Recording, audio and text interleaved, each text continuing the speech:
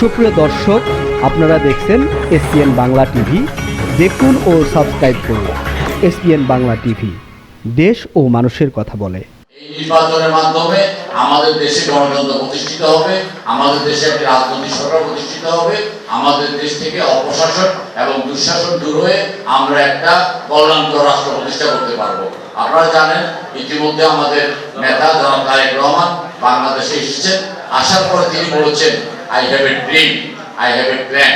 আমরা জানি উনি কিছু স্বপ্ন দেখছেন কিভাবে বাংলাদেশটাকে সুন্দর করা যায়, কিভাবে বাংলাদেশকে আরো অধিকতর গণতান্ত্রিক করা যায়, কিভাবে বাংলাদেশকে সুশাসন প্রতিষ্ঠা করা যায়, কিভাবে বাংলাদেশের জনগণের মৌলিক চাহিদা অন্ন, বস্ত্র, বাসস্থান, শিক্ষা, চিকিৎসা এই কাজগুলো করা যায়, সেজন্য তিনি একটা প্ল্যান করেছেন। এবং গত 17 বছর যাবৎ এই ব্যাপারে তিনি একটা কর্মসূচি বলেন, পেপার ওয়ার্ক বলেন, বিভিন্ন বিশেষজ্ঞদের সাথে আলোচনা বলেন ইত্যাদি করে তিনি অত্যন্ত প্রস্তুত হয়ে এসেছেন। আমাদের আগামী দিনের যে নির্বাচন, এই নির্বাচন ধানের শীষ বনাম আমাদের একটা অদৃশ্য শত্রু। আমাদের যদি প্রকাশ্য শত্রু হতো, আমাদের প্রকাশ্য যদি আমাদের প্রতিদ্বন্দ্বী হতো, তাহলে ধরেন আমাদের পক্ষে একটা রাজনীতি করার, ভোট করার আমরা একটা সুনির্দিষ্ট পদ্ধতি অবলম্বন করতে পারতাম। কিন্তু আমাদের যে নির্বাচনটা হচ্ছে, এটা একটা অদৃশ্য শক্তি। আমরা অনেকটা ছায়ার সাথে যুদ্ধ করছিলাম, যেটার জন্য আমরা তৈরি ছিলাম না।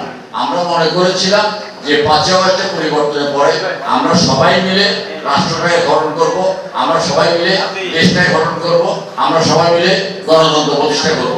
কিন্তু দুর্ভাগ্যজনক হলো সত্য যে আজকে বিএনপি বনাম সমস্ত শক্তি এক হয়ে গেছে বাংলাদেশকে একটা অস্থিতিশীল অবস্থা কায়েম করার জন্য।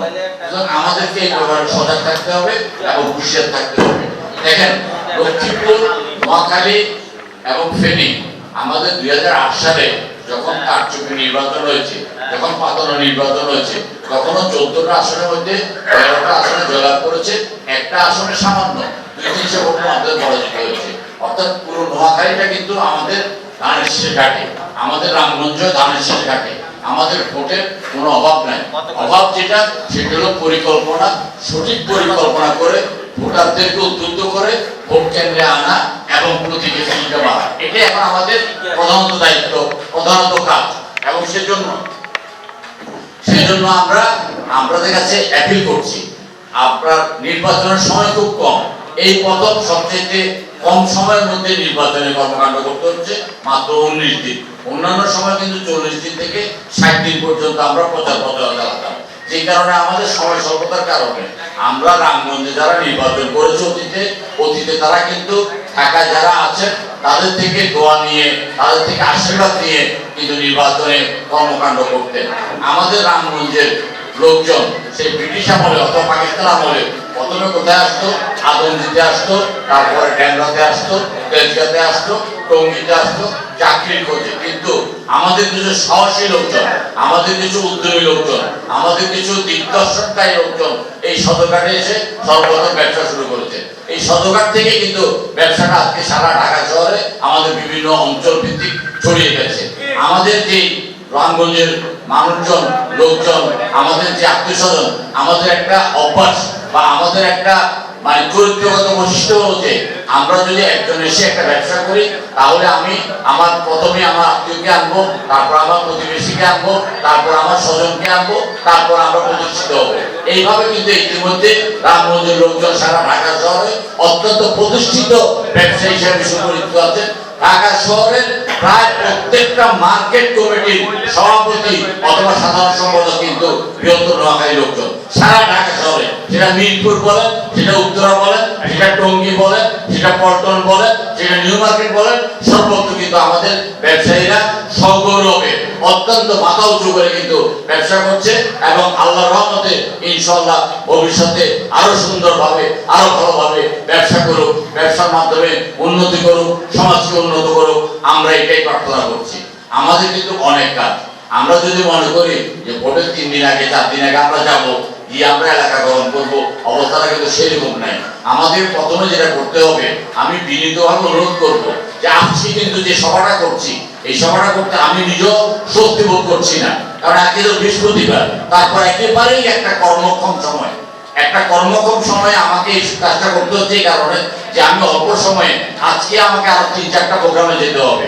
আমি 8-10টা প্রোগ্রামে গিয়েছি ঢাকাতে, আমার মন চাচ্ছে যে কমপক্ষে যদি 25টা প্রোগ্রাম করতাম তাহলে হয়তো অন্তত আমার মনটা শান্তি পেত।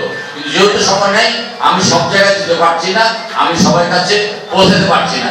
আপনারা দয়া করে প্রত্যেকটা এলাকায় আমার সালামটা পৌঁছে দেবেন এবং ধানের শীষের পক্ষে ভোট দেওয়ার জন্য আপনারা প্রত্যেকে উদ্বুদ্ধ করবেন। ইতিমধ্যে আপনারা জানেন যে আমাদের একটা রাজনৈতিক দলটা অনেক বড় রাজনৈতিক দল, এই দলে প্রতিদ্বন্দ্বী করার মতো অসংখ্য নেতা কর্মীরা আছেন এবং বিগত 3টা নির্বাচনে অংশগ্রহণ করতে না পারার কারণে আমাদের প্রার্থীরও একটা জট লেগে গেছে। কিন্তু আলহামদুলিল্লাহ, শুকর আলহামদুলিল্লাহ, আমাকে মনোনয়ন দিয়েছে, আমি কৃতজ্ঞ। কিন্তু যারা মনোনয়ন পেয়েছেন তারাও কিন্তু প্রত্যেকেই ইনশাআল্লাহ আমাকে অকুণ্ঠ চিত্তে সমর্থন করেছেন, আমাকে গ্রহণ করেছেন, যেটা একটা বিরল ঘটনা। অনেক জায়গায় ঘটনা ঘটে নাই, কিন্তু রামগঞ্জে ঘটনা ঘটেছে। আমি প্রত্যেকটা ক্যান্ডিডেটকে আমি আহ্বান জানিয়েছি, কথা বলেছি, বাসায় গিয়েছি, প্রত্যেকেই এসে আমার সাথে একাত্মতা ঘোষণা করেছেন এবং ওয়াদা করেছেন ভবিষ্যতে তারা যে নির্বাচন, এই নির্বাচনে তারা নিজকে উজাড় করে দিয়ে ধানের শীষের পক্ষে কাজ করবে। এখন আমি আপনাদের কাছে বিনীত অনুরোধ করব, সদরঘাট থেকে রামগঞ্জ, বিশেষ করে 1 নম্বর 2 নম্বর ইউনিয়নে যেতে কিন্তু বেশি সময় লাগে না, 4 নম্বর সময়ও বেশি লাগে না। আপনারা শুক্রবার দিন মন্দিরে যাবেন, অথবা নিজের ঘরটা ঠিক রাখবেন, নিজের ঘরের মধ্যে আলোচনা করবেন, তারপর নিজের বাড়িতে আলোচনা করবেন, পাড়া প্রতিবেশীর সাথে আলোচনা করবেন, ধানের শীষের পক্ষে সবাইকে কাজ করার জন্য উদ্বুদ্ধ করবেন এবং প্রতি শুক্রবার যাওয়ার চেষ্টা করবেন। এবং ভোটের অন্তত 1 সপ্তাহ আগে আপনারা সবকিছু বন্ধ করে আপনাদের কিন্তু যেতে হবে। এটা কিন্তু তারেক রহমান সাহেব বলছেন যে এই নির্বাচনটা অত্যন্ত কঠিন নির্বাচন, এই নির্বাচনটা কিন্তু ইতিহাসের সবচেয়ে কঠিনতম নির্বাচন। এখন দেখেন, আমাদের প্রতিপক্ষরা সব রকমের সামাজিক অনুষ্ঠান বন্ধ করে দিয়েছে। আমাদের প্রতিপক্ষরা, আপনারা খবর নেন, সব ধরনের পিকনিক সব বন্ধ করে দিয়েছে, সব ধরনের কাজ বন্ধ করে দিয়ে তারা কিন্তু ঘরে ঘরে যাচ্ছে, তারা কিন্তু নির্বাচনের একটা পর্যায় শেষ করছে। আমাদেরকেও প্রত্যেককে ঘরে ঘরে যেতে হবে।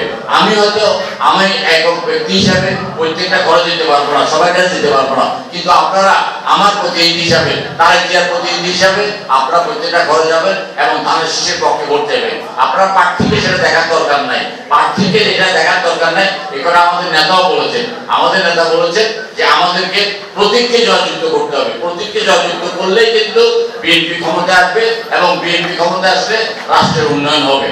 আমি আপনাদেরকে প্রতিশ্রুতি দিতে চাই যে যেহেতু আমার বর্তমানে আসলে রাজনীতি করা ছাড়া আর অন্য কোনো পেশা নাই, আমি দীর্ঘদিন যাবত ব্যবসা বাণিজ্য করে এই মুহূর্তে অবসর জীবন যাপন করছি। আল্লাহ তাআলা যদি আমাকে কবুল করে, আপনারা যদি আমাকে নির্বাচিত করেন, আমি আপনাদের এলাকার উন্নয়নের জন্য সমস্ত সময়টুকু আমি তার জন্যই ব্যয় করব। আমি, আপনারা জানেন বাংলাদেশের যে কয়জন সুপরিচিত এমপি হবেন তার মধ্যে আমি অন্যতম। আমি নিশ্চয়ই দাবি করি, আপনারা নিঃসন্দেহে স্বীকার করবেন, আমি টকশো বা বিভিন্ন জনসভায় বক্তব্য রেখে ইতিমধ্যে সুপরিচিত হয়ে গেছি, আমাকে সবাই চিনেন।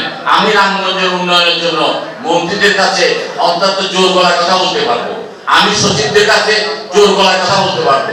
আমি সচিবালয়ে গিয়ে একটা প্রজেক্ট কিভাবে পাস হয়, একটা প্রজেক্ট কিভাবে গ্রহণ করা হয়, একটা প্রজেক্টে কিভাবে বলতে হয়, এটা আমি জানি, এটা আমি বুঝি এবং এই ব্যাপারে আমার অভিজ্ঞতা আছে।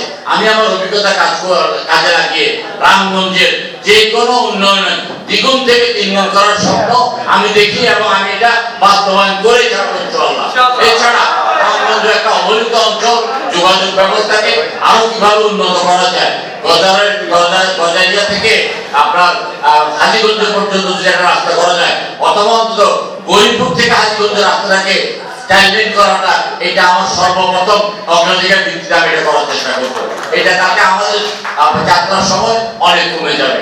আমি শিক্ষা ব্যবস্থা বিস্তারের জন্য বিশ্ববিদ্যালয় প্রতিষ্ঠা, মেডিকেল কলেজ প্রতিষ্ঠা, কারিগরি বিশ্ববিদ্যালয় প্রতিষ্ঠা, এইসব ব্যাপারে আমি আমার সমস্ত নজর, আমার সমস্ত পরিকল্পনা আমি সেখানে ব্যয় করবো।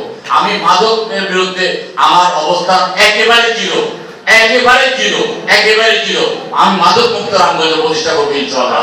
মাদককে আমি রামগঞ্জে হারাম ঘোষণা করবো, কোনো মাদক সেটি আমার আশেপাশে আসতে পারবে না, আমি কাউকে সেখানে স্থান দেবো না। আমি সন্ত্রাস মুক্ত রামগঞ্জ করবো, সবচেয়ে বড় কথা হলো আমি দুর্নীতি মুক্ত রামগঞ্জ করবো। আমি নিজে দুর্নীতি করব না, আমি কাউকে দুর্নীতি করতে দেব না। যে বরাদ্দ আসবে সেই বরাদ্দের শতভাগ আমি যেন কাজ হয় সে চেষ্টা করব। সেখান থেকে একটা পাই পয়সা আমি নিজে আমার পকেটে ঢোকাবো না। আমি কোনো বাহিনী তৈরি করব না, আমি কোনো আপনার স্থাবক তৈরি করব না। আমি একদম একজন পাক্কা রাজনীতিবিদ হিসাবে রাজনৈতিক কর্মকাণ্ড যেভাবে পরিচালিত হওয়া দরকার আমি সেভাবে পরিচালিত করব। দরকার আপনাদের সমর্থন, দরকার আপনাদের সহযোগিতা। আপনারা যারা ধনাঢ্য ব্যক্তিরা আছেন আপনারা দয়া করে আপনারা আপনাদের কেন্দ্রের দায়িত্বটা নেবেন। আপনারা কেন্দ্র মোটামুটি ভাবে যেন ভোট আপনার শতভাগ কাস্টিং হয়, শতভাগ না হলে অন্তত 90 কাস্টিং হয়। আমি বিনীতভাবে আপনাদের সবাই প্রতি অনুরোধ করব, আপনাদের 10-এর লাঠি 1-এর বোঝা। আপনারা সবাই মিলে যদি আপনাদের নিজে, আমাদের তো লোকজন থাকবে, আমি তো আমার পক্ষ থেকে যতদূর সহযোগিতা করা দরকার আমার সীমিত স্বার্থ অনুযায়ী আমি অবশ্যই করবো, কিন্তু আপনারাও আমার পাশে এসে দাঁড়াতে হবে, আমাকে আশীর্বাদ করতে হবে, আমাকে দোয়া করতে হবে, আমাকে সহযোগিতা করতে হবে। আপনাদের দোয়া, সহযোগিতা এবং আশীর্বাদ নিয়ে আমি আগামী দিনে পথ চলতে চাই। প্রত্যেকটা কেন্দ্র কমিটিতে আপনারা অন্তর্ভুক্ত হবেন, প্রত্যেকটা কেন্দ্রকে আপনারা পরিচালিত করবেন এবং আপনারা ভোটটাকে যেন সবাই কাস্টিং করে সেই ব্যাপারটা আপনারা নজর রাখবেন। আর রাজনৈতিকভাবে যে বক্তব্য, আমাদের বক্তব্য অত্যন্ত পরিষ্কার। আমরা জাতীয়তাবাদী আদর্শে বিশ্বাস করি, ধর্মীয় মূল্যবোধে বিশ্বাস করি। আমরা মধ্যবর্তী একটি রাজনৈতিক দল। আমরা নারী স্বাধীনতায় বিশ্বাস করি, আমরা জনগণের স্বাধীনতায় বিশ্বাস করি, আমরা গণতন্ত্রে বিশ্বাস করি, গণতান্ত্রিক উপায়ে রাষ্ট্র পরিচালিত, এটাই আমাদের ম্যানিফেস্টো। এর বিপরীতে আপনার কেউ শরিয়া শাসন কায়েম করতে চায়, কেউ নারীদেরকে ঘরের ভিতর বন্দি রাখতে চায়, কেউ ব্যক্তির টিকে পিটি করতে চায়, এই রাজনৈতিক বক্তব্যগুলো আপনারা ভোটের মাঠে আপনারা দেবেন। আমি আর বক্তব্য রাখতে চাচ্ছি না, কারণ ইতিমধ্যেই অনেক সময় হয়ে গেছে। এই দুপুর বেলা আপনারা অভুক্ত অবস্থায় আছেন, আমি আপনাদের প্রতি অত্যন্ত কৃতজ্ঞ। বিশেষ করে এই এলাকায় যারা অক্লান্ত পরিশ্রম করে এই মিটিংটা করেছেন, আমাকে সম্মানিত করেছেন, আমাকে সাদরে গ্রহণ করেছেন, আমাকে আদর ভালোবাসায় সিক্ত করেছেন, আপনাদের সকলের প্রতি আমি অন্তঃস্থল থেকে কৃতজ্ঞতা প্রকাশ করছি। আমি ঢাকার অনেক এলাকায় যেতে পারি নাই, আপনারা যেসব এলাকায় থাকেন অথবা ওইসব এলাকায় আত্মীয় স্বজনকে আমার পক্ষ থেকে আমি ওদের কাছ থেকে ক্ষমা চাচ্ছি যে আমি যেতে পারি নাই, তার সময় কম। আমি কালকে সকালে চলে যাবো রামগঞ্জ এবং এর মধ্যে হয়তো ভোটের আগে আর ঢাকায় আসা সম্ভাবনা খুবই কম।